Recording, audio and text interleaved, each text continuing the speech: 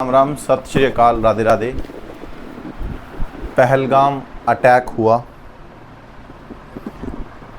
उस पर जाने माने यूट्यूबर ध्रुव राठी जी, हमारे देश के सुलझे हुए व्यक्ति विकास दिव्याकृति जी और खान सर और प्रेमानंद महाराज जी का जो निचोड़ है वो क्या है और हम भारतीय लोगों की क्या राय है, वहाँ पे रहने वाले लोगों की क्या राय है और पाकिस्तान के लोगों की क्या राय है। मैं किसी धर्म, जाति, भाषा, देश, सरकार के बारे में कभी कोई बात नहीं करता, क्योंकि जब हम किसी के बारे में बात करते हैं तो एक आदमी का रुसवा होना लाजमी है। सबसे पहले तो हम इस बात को समझेंगे कि वो अटैक क्यों हुआ, उन निर्दोष लोगों का क्या कसूर था। सबसे पहले कभी भी कोई भी युद्ध होता है तो उसके पीछे के कारण जानने की आवश्यकता होती है, ना कि अकेला धर्म के नाम पर या मुसलमानों के नाम पर हम आपस में भटका करें। ना हिंदू बुरा है, ना मुसलमान बुरा है, ना सिख, ना ईसाई बुरा है। अरे बुराई पर जो उतर आए वो इंसान बुरा है। अगर कोई आदमी आपको आकर ये कह रहा है कि आप हिंदू हो, ख़त्म कर दिए गए। अगर आप क्रिश्चियन हो, ख़त्म कर दिए गए। तो इसका मतलब आप समझ पा रहे हो कि क्या है। इसका मतलब जो है वो सेम है कि वो एक वेल ट्रेंड पर्सन थे। एक क्रिश्चियन को जब उन्होंने ये कहा कि आप मुसलमानों के ये शब्द बोलोगे, तो वो नहीं बोल पाया तो उसको ख़त्म कर दिया गया। मामला तो धार्मिक है, लेकिन इसके पीछे के कारण को समझने का प्रयास करेंगे। पहलगाम की बेसारन घाटी, जिसे भारत का मिनी स्विट्ज़रलैंड कहा जाता है, और इस टूरिस्ट स्पॉट पर खतरनाक हमला हुआ जिसे देखकर पूरे भारत देश की रूह कांप गई। 26 लोगों की जान गई, 17 लोग इंजर्ड और सारे के सारे मेल थे। इस बात को आप समझिए, सारे के सारे मेल लोग थे और इस हाई एल्टीट्यूड लोकेशन पर केवल पैदल या खच्चर पर बैठकर ही जाया जा सकता था और धर्म को टारगेट बनाया गया। विनय नारवाल, जिसकी अभी 6 दिन पहले ही शादी हुई थी, वो शिमला पहले गए हुए थे, फिर उन्होंने पहलगाम जाने का सोचा, तो उन्हें नहीं पता था कि मैं यहाँ पे जाके, उनकी पत्नी को ये नहीं पता था कि आज मैं विधवा हो जाऊँगी। उन बेकसूर लोगों का क्या कसूर था। और नेपाल से थे कुछ लोग और ज़्यादातर नेवी में काम करते थे, उनका क्या कसूर था। जिनको ये पूछकर कि आप हिंदू हो, ख़त्म, आप क्रिश्चियन हो, आप ख़त्म। अब इसके पीछे की बारी को हम समझते हैं कि इसके पीछे का रीज़न क्या था, वो समझेंगे। और इससे पहले भी पाकिस्तान बेस्ड ग्रुप है लश्कर-ए-तैयबा, टीआरएफ ने इस हमले को जिम्मेवार ठहराया है। और टीआरएफ क्या है? The residence front.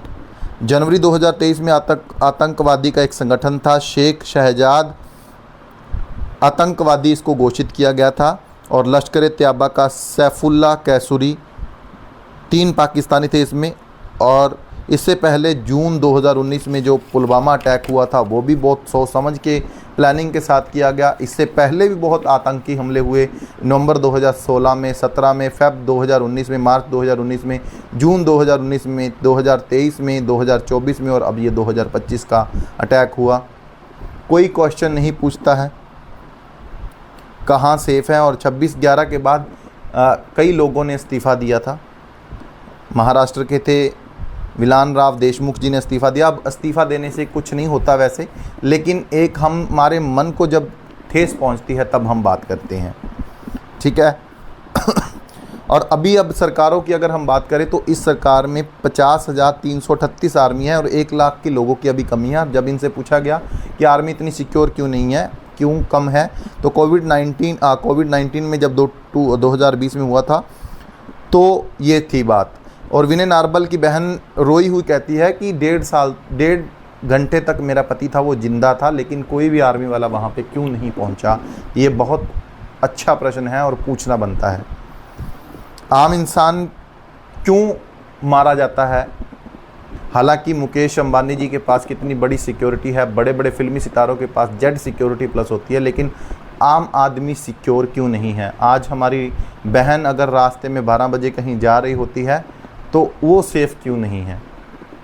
हम एक तरफ भारतीय एकता जिंदाबाद के नारे लगाते हैं, लेकिन हम सेफ क्यों नहीं हैं? तो इसके पीछे जिम्मेवारी किसकी है और ये जो अटैक हुआ उसके पीछे का जिम्मेवार कौन है, इसके बारे में हम जानकारी लेते हैं। कहते हैं कि सबसे पहले तो हमें कोई भी युद्ध हो, चाहे वो गृह युद्ध हो, चाहे वो घर का युद्ध हो, चाहे वो बाहर का युद्ध हो, सबसे पहले तो युद्ध होता क्यों है? मान लो अगर मैंने किसी के साथ लड़ाई करनी है तो मैं लड़ाई क्यों करूँगा, मुझे उससे क्या फ़ायदा होगा? सबसे पहले हम उसके फ़ायदे की तरफ पहुँचेंगे। तो इससे फ़ायदा किसको है? कश्मीर में हर साल 22 से 25 लाख टूरिस्ट जाते हैं और जो वहाँ पे लोग होते हैं उनके होटल भी भर जाते हैं, रेस्टोरेंट भी भर जाते हैं, तो उनके लिए वो आय का साधन होते हैं। तो क्या अगर मान लो कि आप वहाँ पे बिजनेस कर रहे हैं तो आप कभी चाहोगे कि आपकी दुकानदारी बंद हो जाए? तो वहाँ के लोग, चाहे वो हिंदू हैं चाहे वो मुसलमान हैं, वो कभी नहीं चाहेंगे कि हमारी दुकानदारी बंद हो। इससे पहले यह संख्या 2.5 करोड़ थी, इसके बाद ये 25 से 20 लाख थी। अब उम्मीद थी कि इस साल और बढ़ेंगे, लेकिन अब तो कोई भी नहीं जाएगा। अब तो कश्मीर के नाम से हमारे को डर लगेगा। तो कश्मीर के लोग ये नहीं चाहेंगे। हाँ, 2-4 अपवाद हो सकते हैं क्योंकि लोकल बंदों के बिना ये चीज़ हो नहीं सकती। तो इससे कहाँ पर जाता है इसके बाद हमारा शक? पाकिस्तान सरकार पर। पाकिस्तान सरकार पर जब जाता है तब, और इसके बाद जो जाएगा वो जाएगा आर्मी पर, और सबसे ज़्यादा जो फ़ायदा है कहते हैं वो आर्मी को होता है। जब भी कोई आपको उकसा रहा हो, उकसना नहीं है। मान लो आपको किसी ने सुअर बोला या गधा बोला, आप गधे नहीं हो अभी तक, लेकिन जैसे ही आपने अपनी बाजू को ऐसे कर दिया, मेरे साथ तूने मुझे गधा कहा, तब आप गधे बने। आप पहले गधे नहीं थे। जब माहौल ख़राब हो तो माहौल को ठीक करने की कोशिश करनी चाहिए। कौन है जिसने ये किया होगा, जिसको इससे फ़ायदा होगा? कुछ लोग पाकिस्तान को मांगते हैं, एक कश्मीर के आतंकवादी, एक कश्मीर के मुसलमान। एक तो कश्मीर के आतंकवादी को हम मान सकते हैं, कश्मीर के मुस्लिम लोगों को मान सकते हैं। और 1980 के दशक में माहौल बिगड़ा था। डाटा, सबसे पहला तो हम डाटा देखेंगे कि पिछले 2 साल में कितने टूरिस्ट आए थे, इससे पहले कितने थे और अब कितने आएंगे। अब तो बिल्कुल ही नहीं आएंगे, क्योंकि कोई भी आदमी अपनी रोजी रोटी को ख़त्म नहीं करना चाहेगा। तो वहाँ के लोकल बंदे नहीं हो सकते हैं। कुछ कश्मीरी मुसलमान हो सकते हैं, सामान्य मुसलमान नहीं चाहेगा। कोई रैंडम नहीं मार सकता, ये भी बात है। वेल ट्रेंड, जिनको पूरी ट्रेनिंग दी गई है। आप देखिए कि वहाँ पर कोई आर्मी वाला नहीं था उस समय, और पूछ के, नहीं तो आते तो डायरेक्ट ठोक देते, जैसे जलियांवाला बाग का हत्याकांड हुआ था। लेकिन मारा कौन गया? निर्दोष लोग। अब इनका क्या कसूर? ये घूमने गए थे, जिसको पता ही नहीं था कि कल हमारे साथ ऐसा हो जाएगा। तो पाकिस्तानी सरकार को दिक्कत नहीं है, आर्मी को दिक्कत है। फेल्ड स्टेट, जहाँ फेल्ड स्टेट हो चुका है वो, जहाँ 600 रुपये आटा हो चुका है। ठीक है, तो बड़े एक शायर ने बहुत बड़ी बात कही है कि सरहदों पर तनाव है, पता करो चुनाव है। कि सरहदों पर बहुत तनाव है, अरे यार पता करो कि चुनाव है। चुनाव हो चाहे ना हो, लेकिन मारा कौन गया? एक आम इंसान। ठीक है, तो असीम मुनरो थे एक बलूचिस्तान के। कश्मीर के लोगों ने विरोध खुद किया है। आप खुद देखिए कि आप सोशल मीडिया के ऊपर, अगर कश्मीर वाले ये खुद करते तो वो विरोध ना करते। वो विरोध कर रहे हैं इस अटैक का और समर्थन कर रहे हैं हमारे इंडियंस का।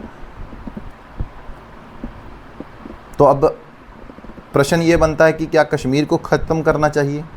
मेजॉरिटी दंगा फसाद समझता है भारत के लोगों के बीच। अब सल्यूशन क्या है? सल्यूशन ये है कि कश्मीर का बायकाट कर देना चाहिए। मान लो वहाँ पर हम घूमने नहीं गए तो नुकसान हमारा नहीं, कश्मीरियों का नुकसान है। तो क्या वो ये चाहेंगे? कभी नहीं चाहिए। सेकंड जो सल्यूशन है वो ये है, पहला सल्यूशन ये नहीं है कि कश्मीर का बायकाट करना चाहिए। अगर हमने कश्मीर का ही बायकाट कर दिया तो समझ लो वो जीत गए। वहाँ पे सिक्योरिटी बढ़ानी चाहिए।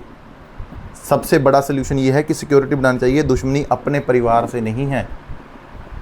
संयुक्त परिवार में जब हम रहते हैं ना, जॉइंट फैमिली में जब हम रहते हैं तो 4 भाई हैं, तो आपस में वो बहुत लड़ते हैं, लेकिन अपना मसला वो बाहर जाके नहीं सुलझाते, उसके घर में ही सुलझाना पड़ता है।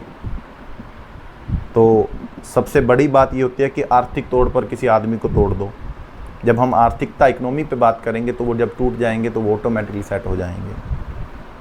तो आर्मी को बढ़ाना चाहिए, ये सोल्यूशन है। दंगे फसाद तो पहले से होते रहे हैं, लेकिन हम ये हैं, हमारा मेन मकसद ये है कि मान लो अगर युद्ध करना पड़ जाए, ठीक है, अगर युद्ध हुआ तो फ़ायदा किसको? जब कोई चारा ना बचे तब युद्ध करना चाहिए। हमें युद्ध तब तक नहीं करना चाहिए जब तक युद्ध की स्थिति पैदा ना हो जाए। तो किसी शायर ने बहुत अच्छी लाइन कही है कि जंग तो खुद एक मसला है, जंग क्या मसलों को हल देगी, आज खून और लाशें देगी, कल भूख और प्यास देगी। इसलिए ए शरीफ लोगों, जंग टलती रहे तो बेहतर है, हमारे और तुम्हारे घरों में शमा जलती रहे तो बेहतर है। लेकिन जब बात आत्मसम्मान पे आ जाए फिर युद्ध भी करना चाहिए। ठीक है। और दिनकर साहब की बात याद आती है कि युद्ध तब तक नहीं करना चाहिए जब तक उसको टाला ना जा सके। जब उसको लगे कि स्थिति पैदा हो चुकी है तो युद्ध भी करना जरूरी है। अगर रोग हमारे पास आ ही गया है, अगर आप चाहो कि मिठाई से इलाज होगा, मीठे मीठे शब्दों से इलाज होगा, नहीं, दवाई तो कड़वी खानी पड़ेगी। हमें उनके इरादे पूरे नहीं करने हैं, उकसाना नहीं है। और वाहिद अली साहब की एक कविता है, वह खुद मुसलमान है लेकिन भारत के, कहते द्वंद्व कहाँ तक पाला जाए, युद्ध कहाँ तक टाला जाए, तू भी है राणा का वंशज, फेंक जहाँ तक बाला जाए, दोनों और लिखा हो भारत, सिक्का वही उछाला जाए, अब बिगड़ैल पड़ोसी को फिर शीशे में डाला जाए। गुस्सा उस पर नहीं करना चाहिए जिस पर करना चाहिए। मान लो आज मैं किसी से लड़ के आया हूँ और मैं गुस्सा जिस पे करना चाहिए तो उस पे करना चाहिए था, लेकिन मैं अपने घर पे कर रहा हूँ, अपनी मम्मी से लड़ रहा हूँ, अपने भाई से लड़ रहा हूँ, तो ये मेरे लिए मूर्खता की बात है। ठीक है। हम सब एक हैं, हिंदू बुरा नहीं है, मुसलमान बुरा नहीं है, सिख बुरा नहीं है, ईसाई बुरा नहीं है। धर्म, जात पात, भाषा, सरकार, इन सभी को छोड़ दो। इंसानियत, ईर्खा, नफ़रत को छोड़कर हम इंसान के तौर पर जिएं, यही हमारी प्रार्थना है। और हम सब एक हैं, यूनिटी में रहेंगे तो अच्छा रहेगा। नहीं तो दंगा फसाद तो फिर जब मर्जी कर लो, और जब दंगा फसाद करना ही हो फिर हम कुछ भी नहीं देखते। तो मेरी चाहे 5 व्यू हों चाहे 10 व्यू हों, आपने बहुत प्रश्न किए कि आप क्यों नहीं बोले, तो इसलिए मेरा भी थोड़ा सा एज ए इंसानियत के तौर पे बात करने का फ़र्ज़ बनता है कि हम सब एक हैं। हमें उकसाना नहीं है, इमोशनल होके हमने कोई स्टेप नहीं उठाना है। सबसे पहले हमने, चाहे वो घर का काम हो, चाहे वो हमारी पर्सनल लाइफ हो, चाहे निजी लाइफ हो, चाहे कुछ भी हो, हमें उसके सल्यूशन तक पहले पहुंचना चाहिए कि सल्यूशन क्या हो सकता है। जब बात आखिर तक पहुंच जाए फिर युद्ध करना भी लाजमी होता है। सो यही बातें हैं। मेरी कुछ बातों से लोग सहमत होंगे, कुछ से नहीं होंगे, लेकिन मेरा बोलने का जब भी मन होता है, क्योंकि हम स्वतंत्र हैं, हम बोल सकते हैं। So respect women, avoid drug, help needy, no farmer, no food, no future. प्रणाम शीदों को। धन्यवाद जी।